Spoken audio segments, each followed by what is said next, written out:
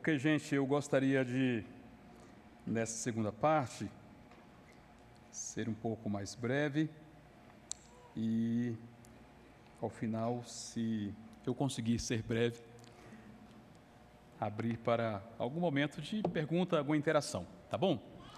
Nós vamos continuar no trilho aqui da vocação, mas eu gostaria de abrir as Escrituras e que você me acompanhasse agora na primeira carta de Paulo a Timóteo, capítulo 4. Não vou expor esse texto, mas gostaria de chamar a atenção para um princípio que encontramos no mesmo, mais especificamente o versículo 14, mas leiamos do 11 em diante. Ordene estas coisas e ensine-as. Ninguém o despreze por você ser jovem, pelo contrário, seja um exemplo para os fiéis, na palavra, na conduta, no amor, na fé, na pureza. Até a minha chegada, dedique-se à leitura pública das Escrituras, à exortação, ao ensino. Não seja negligente para com o dom que você recebeu, o qual lhe foi dado mediante profecia, com a imposição das mãos do presbitério. Medite estas coisas e dedique-se a elas, para que o seu progresso seja visto por todos. Cuide de você mesmo e da doutrina. Continue nestes deveres, porque fazendo assim, você salvará tanto a si mesmo como aos que o ouvem. Identidade, vocação. Identidade, quem eu sou. Vocação, o que eu sou chamado a fazer à luz da minha identidade, naturalmente da minha identidade em Cristo. Mas como discernir a minha vocação, mesmo entendendo a minha identidade de modo geral, a vocação mais específica ou as minhas vocações? Há na teologia reformada, desde tempos de outrora, um princípio chamado de sinais. A vocação deve ser discernida a partir de sinais, que na teologia reformada são chamados de sinal interno e sinal externo. O versículo 14 que nós lemos nos mostra esses dois sinais. No caso do Timóteo, discípulo de Jesus, auxiliar de Paulo, jovem, mas vocacionado, que acompanhou Paulo ao longo do seu ministério e que posteriormente ficou em Éfeso, foi designado para a igreja de Éfeso, para ali estruturar aquela igreja, consolidar aquela igreja através do ensino da palavra. E no versículo 14, Paulo diz a ele: não seja negligente com o dom que você recebeu. Lembra que eu mencionei na primeira palestra que vocação de fato tem a ver com dons, dons que o Senhor nos dá, dons que nos foram atribuídos, que nos foram entregues, talentos que o Senhor, Ele desenvolveu, Ele colocou em nós e que podem ser desenvolvidos ao longo da nossa caminhada. Paulo diz: não seja negligente para com o dom que você recebeu. O que o Senhor espera de nós é o exercício dos dons que Ele nos deu. O Senhor não vai cobrar de você algo que Ele não te deu. Vocação tem a ver com isso, com ser efetivo nos dons que o Senhor te deu. E há uma multiplicidade de dons, alguns listados nas Escrituras de maneira clara, tem a ver com a edificação do corpo de Cristo, são dons mais de linha ministerial propriamente ditos, e existem muitos outros dons, às vezes chamados de talentos e assim por diante, de habilidades, mas todos eles são dados por Deus. É o Senhor que nos entrega, que nos faz com esses dons, visto estarem ligados à nossa identidade, quem nós somos. O que o Senhor espera de cada um de nós é que não sejamos negligentes com esses dons, essas ferramentas, esses instrumentais que Ele colocou nas nossas mãos e que fazem parte daquilo que nós somos, da nossa identidade. E aí Ele diz: esse dom que você recebeu foi lhe dado mediante profecia, com a imposição das mãos do presbitério. Paulo está dizendo que Timóteo tinha um dom dado por Deus, e que esse dom foi reconhecido, identificado, reconhecido e validado pelo conjunto de presbíteros, pelos líderes da igreja. Presbitério aqui não é exatamente a instância conciliar que nós temos aqui na Igreja Presbiteriana do Brasil, né? Formado pelos pastores, presbíteros de um grupo de igreja. Presbitério aqui é o colegiado de presbíteros, um grupo de presbíteros de uma igreja local. Até porque no Novo Testamento nós vemos igrejas sendo lideradas por presbíteros, nunca por um, né? Sempre por um coletivo de presbíteros. Daí falar dos presbíteros da igreja tal, dos presbíteros da igreja em tal lugar e assim por diante. Por isso nós somos presbiterianos e a igreja nunca tem um presbítero só, né? Nota de rodapé. Como dizia Elias Medeiros, né? Nota de rodapé. Então, é um grupo de presbíteros de uma igreja local que reconheceu o dom que o Senhor havia dado para Timóteo. Então, esses dois movimentos, eles são fundamentais no processo de discernimento da minha vocação.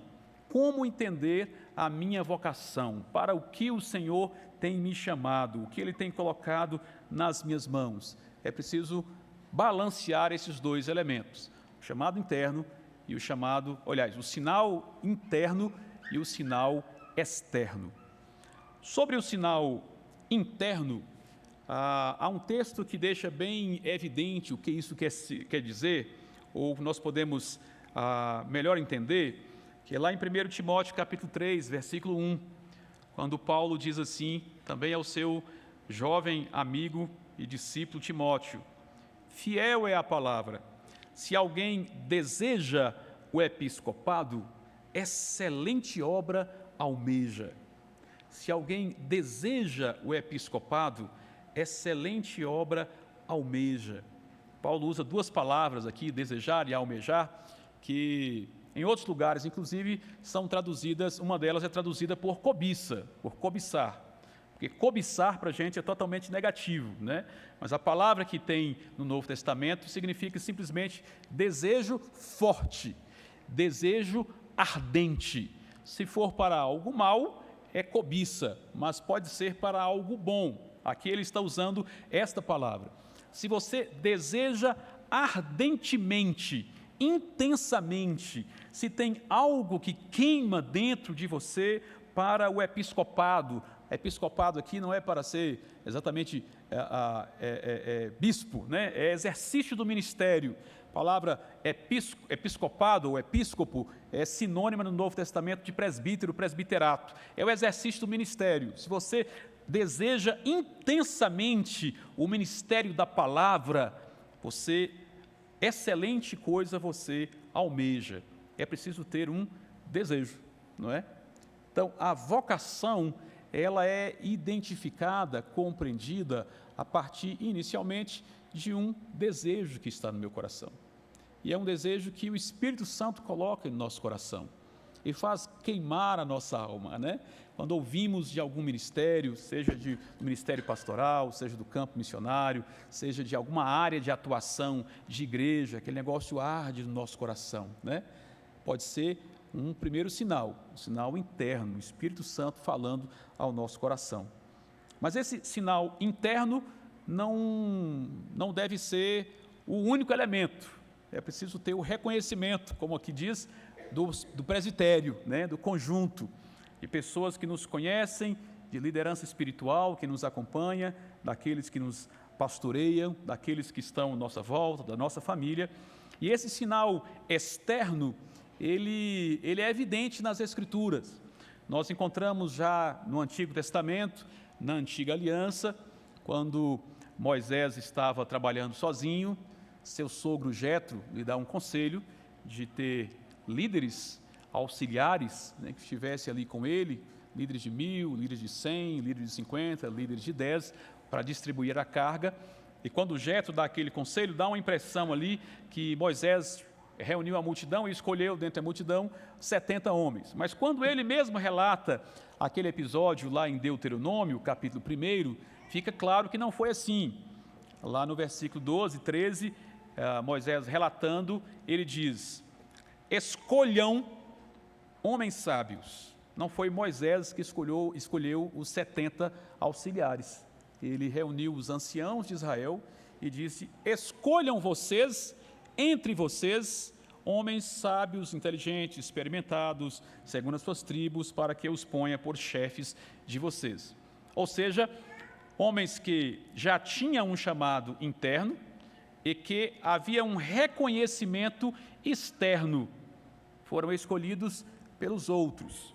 O mesmo princípio acontece em Atos 6, quando a igreja cresce em Jerusalém, há uma dissensão entre os judeus de cultura hebraica, os raízes, né?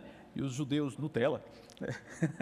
Os helênicos de cultura não tradicional, e para os hebreus certamente eram os Nutella, e os não falantes do aramaico, que falavam grego e tal, aquela dissensão entre eles, e aí há a necessidade de instituir diáconos, apesar da palavra lá não ocorrer, mas pela descrição entendemos que são os diáconos, e os apóstolos não escolheram dentre a multidão. Lá no capítulo 6 de Atos, verso 3, diz que os apóstolos se dirigiram para a igreja e disse: por isso, irmãos, escolham entre vocês 7 homens de boa reputação, cheios do Espírito, de sabedoria, para os encarregarmos desse serviço. Portanto, aí está o sinal externo. Há um desejo interno, mas esse desejo não basta. É preciso que a liderança, a igreja, as pessoas que nos conhecem reconheçam esse dom, essa vocação em nós. São os 2 elementos mais seguros para discernir a nossa vocação: desejo do coração, colocado pelo Espírito Santo, e o reconhecimento por parte daqueles que nos conhecem, especialmente da igreja. É assim que lá no capítulo 13 de Atos, o Espírito Santo disse para a igreja: separem Barnabé e Paulo para a obra que eu os tenho chamado, não é?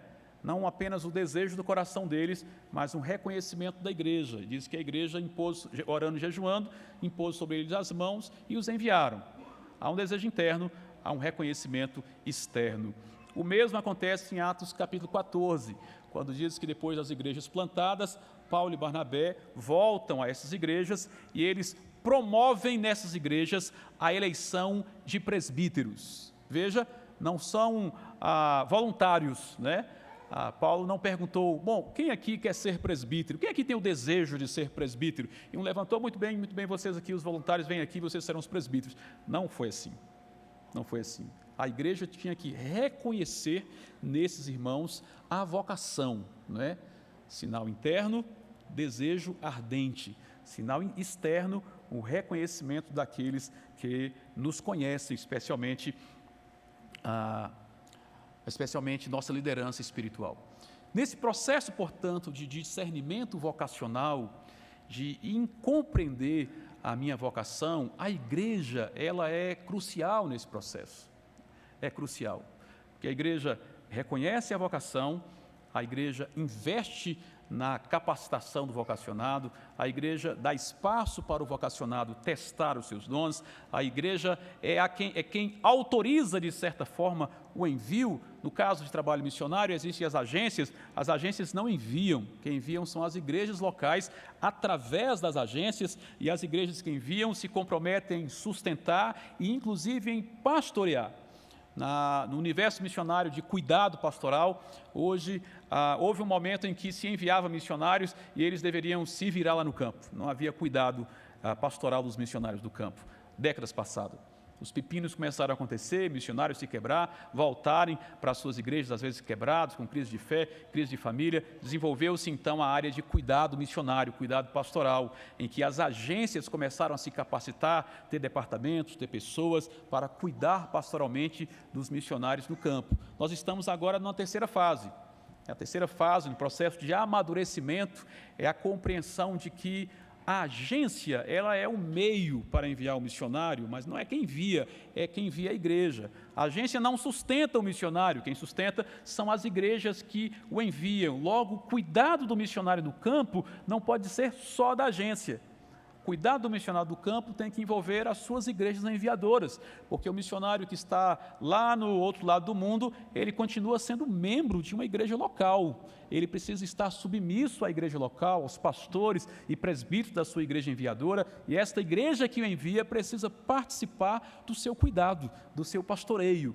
É um corpo, e esse corpo, como um todo, deve estar envolvido em todas as fases, em todos os aspectos do engajamento missionário, né?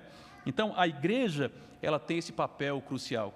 Aliás, recentemente, lá em São Paulo, na PMT, nós recebemos uma candidata, a missionária, está indo para a Itália, e foi bem interessante que, na sua entrevista, o seu pastor a acompanhou.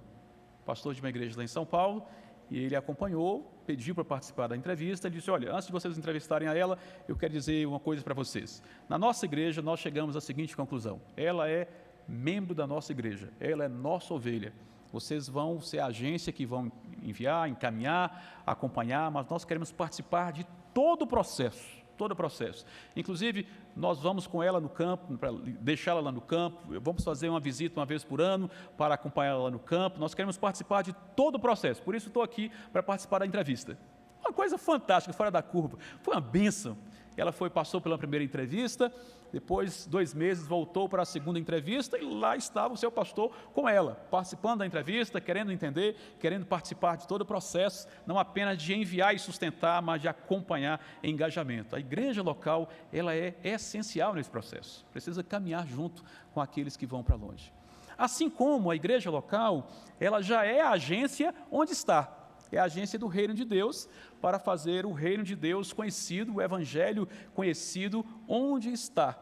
Não esperamos que todos se levantem e vão para os campos longínquos, mas é de se esperar que todo crente realmente convertido seja um proclamador do evangelho aos de perto, aos que estão ao seu alcance, apoiando aqueles que vão para longe. Aí entra a doutrina do sacerdócio universal que o pastor aqui mencionou e que é tão cara para a teologia reformada. A compreensão de que a dicotomia entre sagrado e profano, ela não existe, entre secular e espiritual, não existe. Nós estamos no reino, de fato, tudo é espiritual, tudo é sagrado, tudo é sagrado. Então, o missionário que vai para o outro lado do mundo e vai plantar uma igreja, vai formar liderança, vai trabalhar na tradução das Escrituras para uma língua, ele está desenvolvendo um ministério no âmbito do sagrado, mas aquele profissional que vai trabalhar em uma empresa, o operário que vai levantar de manhã e vai trabalhar, pegar no serviço pesado, a dona de casa, o servidor braçal, o advogado, o médico, o profissional liberal, o empresário, o empreendedor, quem está à frente de pequenos e grandes negócios, todos estão no campo. Todos estão no campo, chamados igualmente por Deus, vocacionados igualmente por Deus, para através dos seus dons e dos talentos que o Senhor lhe deu, se engajar na expansão do reino e da adoração de Deus, em todo o mundo, a começar de onde nós estamos. Claro que cada um tem, então, um perfil dado por Deus, uma identidade elaborada por Deus, atribuída a nós por Deus, e uma identidade que vai nos levar para vocações específicas.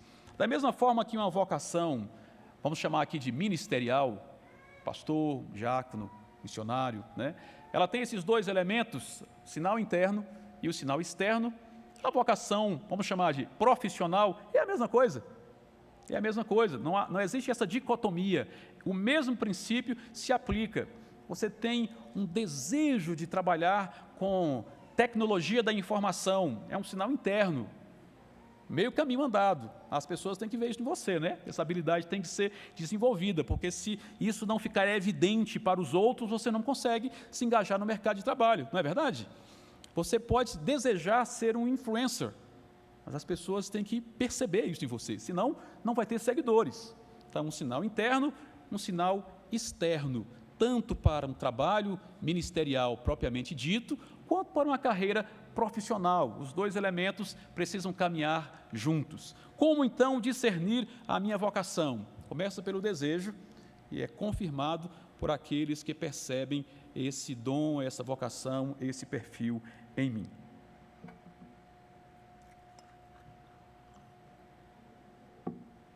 Como estamos numa conferência missionária, posso falar um pouco mais sobre vocação missionária. Eu defendo a tese de que não existe chamado missionário. Eu, particularmente, estou dizendo que é assim que todo mundo entende. Eu, particularmente, defendo a tese que não existe chamado missionário. No meu entendimento, só existe chamado ministerial, ponto. Deus nos chama para o ministério. O que nós referimos como chamado missionário, na minha forma de compreender, é apenas direcionamento para um campo. Veja bem, Deus me chama para um ministério de ensino. Ele coloca isso em mim, o dom de ensino em mim. Um exemplo, um dom de ensino em mim. Vou tirar mim aqui, outra pessoa. Deus coloca o dom de ensino no pastor Mateus, não é? Se ele não for crente, ele vai ser um professor. É ele, tem a ver com ele, a identidade dele. Ele se converte, vai ser um professor lá na universidade, vai ser um professor na escola dominical. Por quê? É ele, tem a ver com a sua identidade. Ele vai para um seminário, se forma, é ordenado pastor, vai pastorear um rebanho, mas o forte do seu ministério vai ser o quê? É ensino, porque ele é mestre por dom. É o que Deus lhe fez, tem a ver com a sua identidade. Ensinar é a vocação da identidade mestre. Chega um determinado momento, depois de 10 anos pastoreando a Igreja Presbiteriana Redenção, o Senhor coloca um direcionamento no seu coração e mostra, olha, eu quero te enviar para a Cochinchina, lá na Ásia. E aí esse negócio começa a arder no seu coração, seus presbíteros reconhecem, a família, a esposa, os filhos, começam a conversar, conversa com a PMT, né? E pode ser outra agência também, mas eu tenho que fazer propaganda da PMT aqui, né? Conversa com a agência missionária e etc. Esse ardor no coração vai crescendo. E aí, como é Cochinchina, é outra língua, é outra cultura, outra cosmovisão, outro país, é Ásia, totalmente fora do Brasil, diferente do Brasil, tem que ter preparação, ele fazer um curso de missiologia, um curso de linguística lá na LEM. Cadê o pessoal da LEM que está aqui? Né? Aurélio, né, Aurélio? Fazendo propaganda aí da LEM, do CLM, curso de linguística e missões, né? Enfim, se prepara. E aí ele entra numa agência missionária e ele vai, então, enviado pela Igreja Presbiteriana Redenção, como a Igreja de Antioquia enviou Paulo e Barnabé, seus pastores, a Igreja Presbiteriana de Redenção, fazendo parte, reconhecendo como sinal externo esse direcionamento, o envia para a Cochinchina, juntamente com a sua família. Agora ele vai receber o título de missionário. Mas não foi um chamado missionário, vocês estão entendendo? Aí ele vai, atravessa o oceano e vai lá para a Ásia, e chega lá, imagina o que ele vai fazer lá. Vai ensinar, gente, porque é a identidade dele. É aqui ou em qualquer lugar. O seu chamado, portanto, a sua vocação, chamado e vocação são coisas sinônimas, a sua vocação, portanto, é para o ministério do ensino. Esse ministério do ensino pode ser desenvolvido aqui em Brasília, no interior da Amazônia, ou pode ser desenvolvido na África ou na Ásia. Aí, esse ir para o campo, eu entendo que é apenas um direcionamento, não é exatamente um chamado, ainda que a gente fala de chamado com muita frequência. Depois de 10 anos na Cochinchina, ele entende com a sua família que era o tempo que o Senhor tinha para ele ali, e ele volta para o Brasil, e aí no Brasil ele vai pastorear a neta da Igreja Presbiteriana da Redenção, né? Amém. A neta que a igreja plantou, né? Filha da filha. E aí vai pastorear, ele desliga-se da PMT, não é mais missionário, agora ele é pastor de novo. Então, ele foi chamado para ser missionário, depois foi deschamado para ser missionário? Não foi, né? O chamado é para o ministério. Esse negócio que a gente fala de missionário tem a ver com direcionamento para exercer esse ministério em tal ou tal lugar. Significa, portanto, que a vocação não tem a ver com lugar, nem com povo. A vocação tem a ver com um ministério. Esse ministério tem a ver com a nossa identidade, quem o Senhor nos faz, quem somos nós no corpo de Cristo. O lugar de exercer essa vocação, às vezes, nós damos o nome de missionário, chamado missionário, envio missionário, né? Eu não estou dizendo para você nunca mais falar isso, não. Eu vou continuar, inclusive, falando de chamado missionário, mas estou explicando para vocês aqui a minha compreensão desse processo, né? Logo, o que há de mais importante é a compreensão de qual é o meu ministério, o ministério que Deus me deu, não é? O lugar de exercer esse ministério também é importante, inclusive aqui, não é? Porque se amanhã Deus der uma direção ao pastor Mateus sair de Brasília e ser pastor em São Paulo, e ao invés de ir para São Paulo e ir para o Rio de Janeiro, ele vai dar com burros na água, porque vai errar o direcionamento, não é? Então, o direcionamento é importante tanto aqui quanto para o campo missionário, não é? É importante. Deus te deu a habilidade de trabalhar com relações públicas e você quer se enfiar nas exatas, quer ser um químico, vai dar com burros na água, porque você vai estar tentando atuar em uma área que não tem a ver com a sua identidade, não é? Então, como é que nós encontramos o nosso espaço no corpo e no reino de Deus? Discernindo aquilo que nós somos em Cristo, a nossa identidade vocacional. E o discernimento disso se dá através desses sinais, desejo que arde no nosso coração e o reconhecimento que temos por parte da igreja ou de pessoas que nos conhecem, né? E essa vocação, nós precisamos desenvolvê-la de qualquer forma, a começar na nossa casa, não é?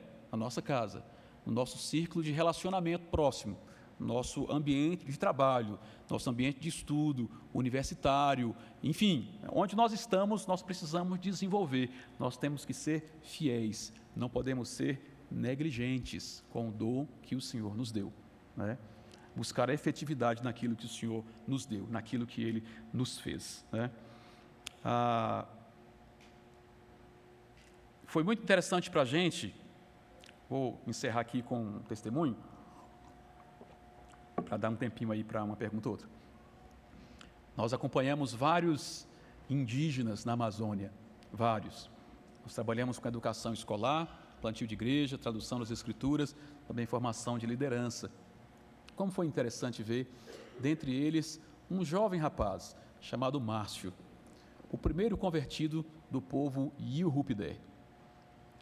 Como eu falei na outra palestra, o povo de Yurupidé está numa região de 15 povos, não tinha nenhum crente, muito menos alguma igreja, né? E Márcio foi o primeiro que se converteu nas aldeias de Yurupidé. Se converteu depois de anos que a gente estava lá, no final de 2011.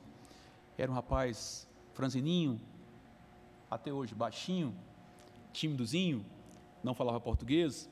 A gente conversava com ele, perguntava, ele sorria, né? Sorria. Mas o pai dele era o líder mais influente do povo. E nós abrimos escolas na aldeia dele, o seu pai foi treinado para ser professor, né? Elisângela que dava lá capacitação e aula, né? Reforço e tal. E então nós intensificamos a evangelização do pai do Márcio, porque eu pensava na minha lógica e estratégia de missionário. Se ele se converter, o povo todo vai se converter, porque é o cara mais influente daqui. Mas eu não tinha entendido que o negócio de Deus era com o filho do Américo, né? São os nomes em português que fizeram registro, né? Não tinham registro, o registro tinha que, de cartório, tinha que ter nome de português, mas todos eles têm um nome na língua. Seu pai chama Hat e o Márcio, seu nome original é Derriam.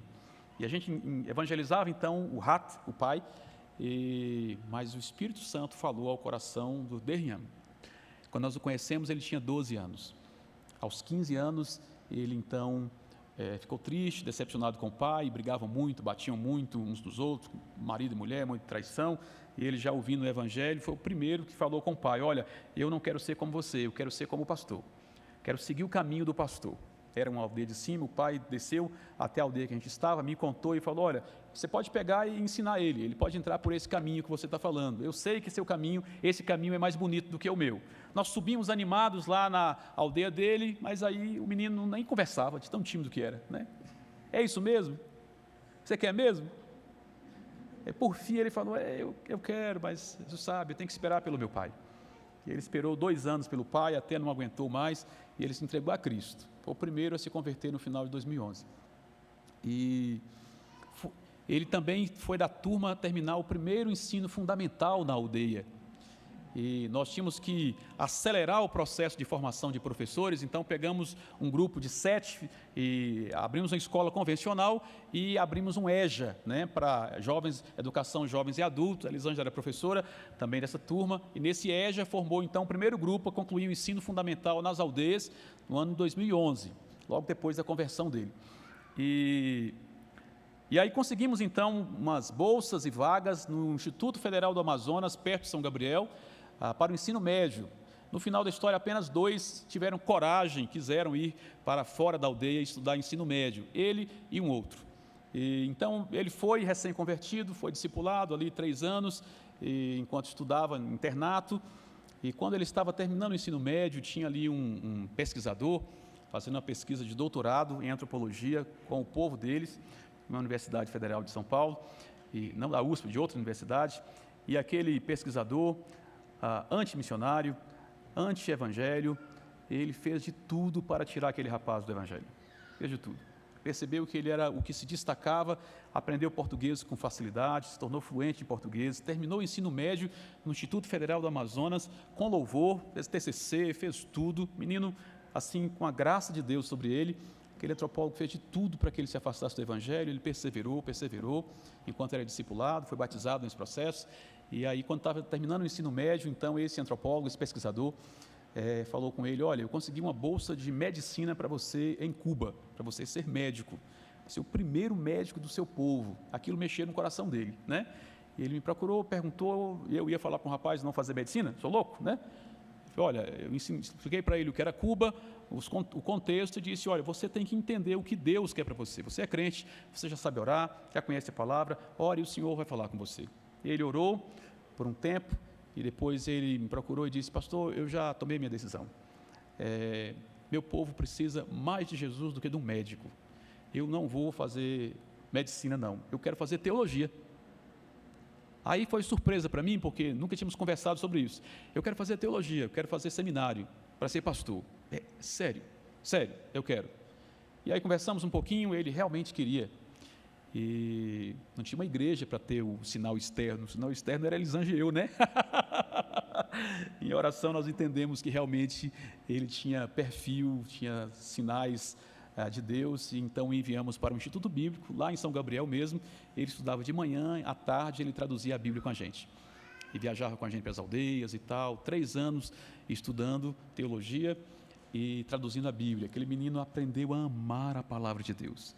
E aprendeu a interpretar a palavra de Deus, ele aprendeu a pregar a palavra de Deus. E depois de 3 anos, terminando o Instituto Bíblico, a igreja já tinha nascido na aldeia.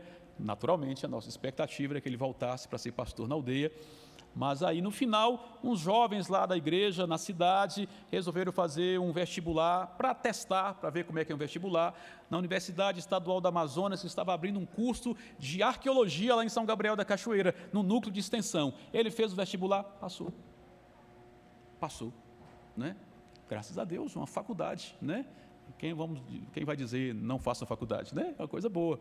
Ele passou e entrou em crise. Pastor, o senhor sabe, eu gosto de estudar, e agora tenho a faculdade. Eu pensei em voltar para a aldeia, mas eu passei no vestibular. O que você acha? Eu falei: rapaz, eu não acho, você tem que falar com Deus. E novamente ele entrou em oração, passou um tempo em oração, e depois ele decidiu e entendeu: pastor, eu já sei. Eu sei que o meu povo precisa mais de um pastor do que de um professor. Eu não vou para a faculdade, eu quero voltar para a aldeia. E ele voltou para a aldeia. E ali assumiu a igreja nascente. Aquele menino tímido, baixinho, magrinho, ele cresceu como pregador da palavra, meus irmãos, de uma tal forma. E um ano desse aí, o pastor Jeremias Pereira da 8ª Igreja, que o conheceu, foi lá no Amazonas, se apaixonou por ele, falou: Márcio, tem que ir lá no 8ª, em Belo Horizonte, igreja com 1000 membros. E aí ele foi lá, chinela havaiana, muito simplesinho, baixinho e tal, tímido até hoje, do mesmo jeito. Oi, Márcio. Aí o pastor falou: Márcio, vem aqui dar uma palavra. Ele entendeu que era para ele pregar. Abriu a Bíblia, pregou de maneira extraordinária para 1000 pessoas na igreja. Depois Jeremias nem pregou mais, falou: não posso pregar mais, vamos só orar. É esse.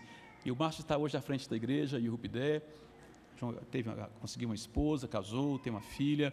É um pregador apaixonado pela palavra, crente. A igreja está crescendo através da graça de Deus na vida dele. No mês de abril eu estive lá, tive o privilégio de batizar 20 novas pessoas, quase todos filhos na fé dele, pela graça de Deus. Está entendendo o que eu estou falando? Isso é compreensão de vocação, algo que enche o nosso coração, um desejo intenso, e que as pessoas reconhecem isso em nós. Sinal interno, sinal externo. Deus quer isso de todos nós. Alguns, como o Márcio, vai ter que ir para um seminário, fazer teologia, se preparar para ser um pastor, um missionário, um pregador. Outros vão ter que ir para uma faculdade de economia, para ser um bom economista, não é? Mas todos são chamados, vocacionados, feitos em Deus, como membros desse corpo, como parte desse reino, todos com uma vocação geral, de fazer com que o nome do Senhor seja conhecido onde nós estamos, até os confins da terra, e a sua adoração seja expandida do Éden até os fins do mundo, para que o nome do Senhor seja glorificado em nós e através de nós. Ok. Pastor, tem um tempinho aí para uma pergunta ou outra?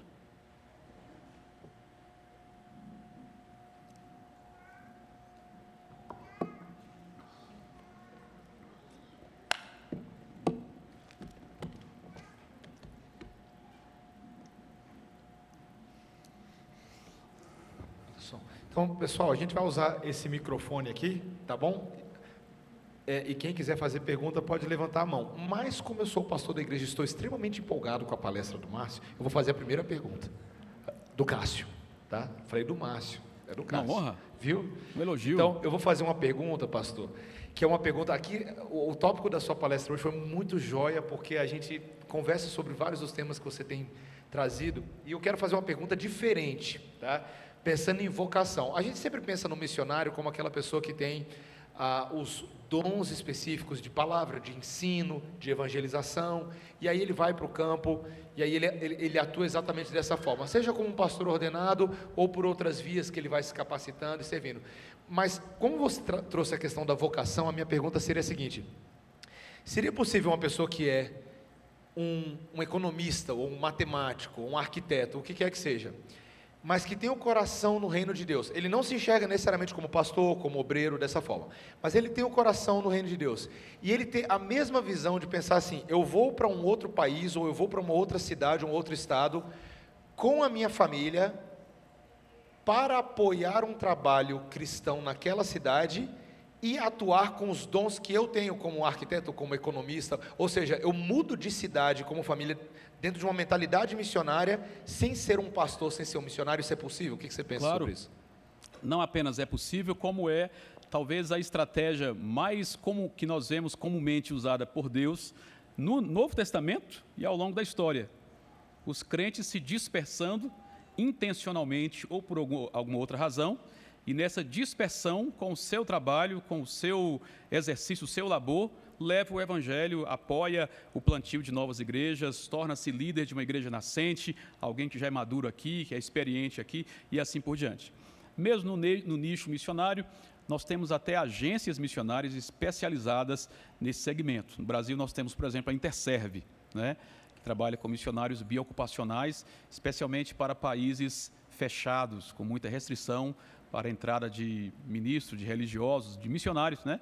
E um profissional vai para aquele país, às vezes como um empregado de uma multinacional ou como empreendedor, abrir uma empresa, abrir um negócio, e através do seu trabalho, que não é uma fachada, né? É um trabalho real, através do seu trabalho, vai desenvolver um ministério de comunicação do evangelho, de discipulado, de influência à sociedade, não é? De participação de um trabalho que já existe ali e assim por diante.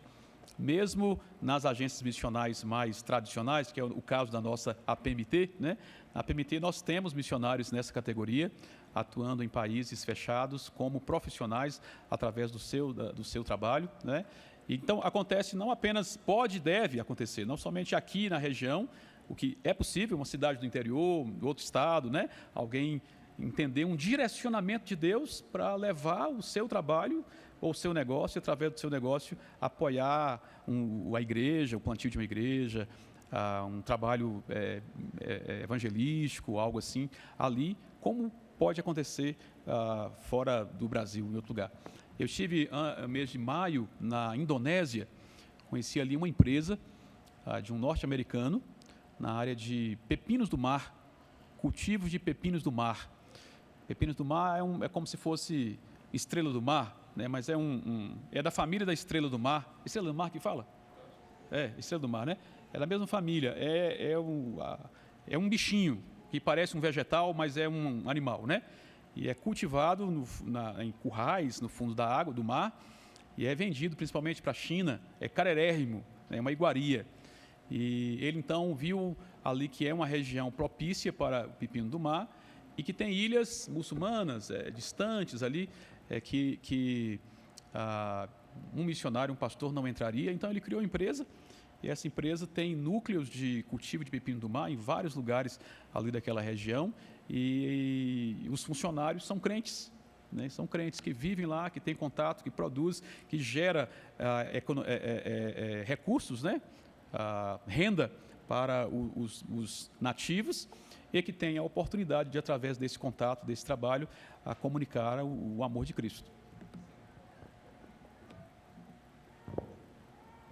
Boa noite. Minha pergunta é no seguinte sentido. Hoje, dentro da APMT, eu não conheço muito o trabalho nos seus pormenores, sei de algumas ações.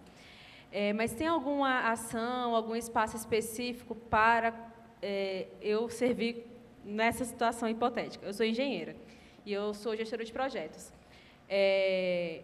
Haveria alguma ação? Olha, nós vamos fazer uma ação na Amazônia e aí nós precisamos de alguém especialista que possa ajudar no planejamento do projeto, ou então um engenheiro civil que vá construir alguma coisa. Existe abertura, espaço, alguma ação nesse sentido hoje? Eu não tenho chamado de ir para o campo, mas eu posso ajudar dessa forma. Existe isso hoje, de alguma forma? Com ação pontual, não é?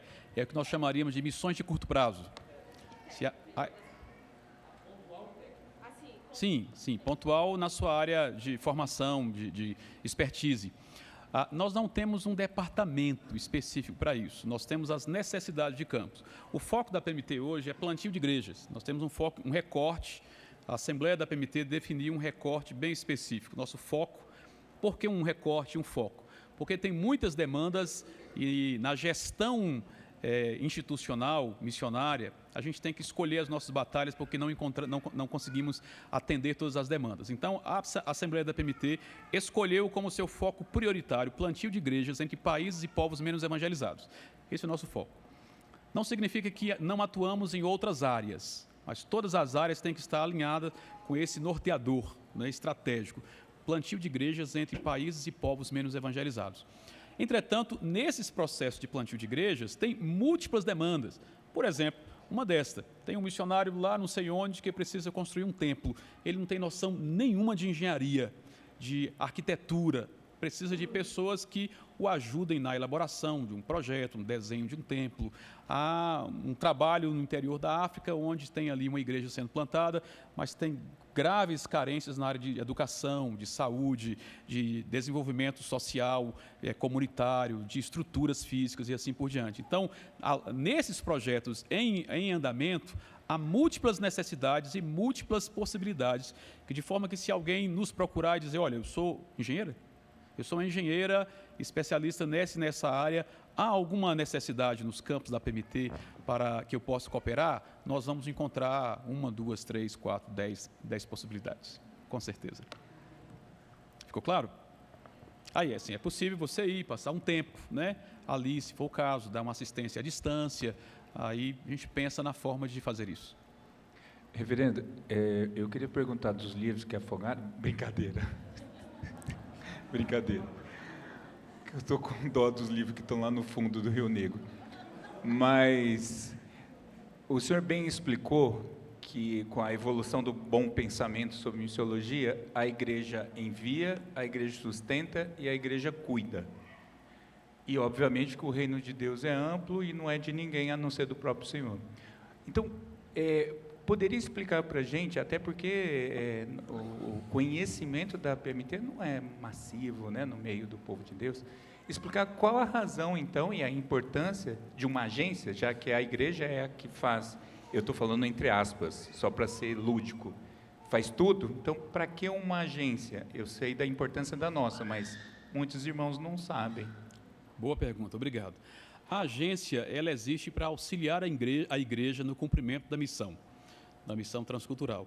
Tem coisas que dificilmente uma igreja se especializaria e que para contextos transculturais é necessário. Como desenvolver uma estratégia num país de cultura totalmente distinta, de língua distinta, de cosmovisão distinta, restrito à entrada de ministros do Evangelho e assim por diante. Difícil pensar que toda igreja local vai ter a expertise para desenvolver essa estratégia. A agência se especializa nisso. Quais são as ferramentas necessárias para desenvolver um ministério no país tal?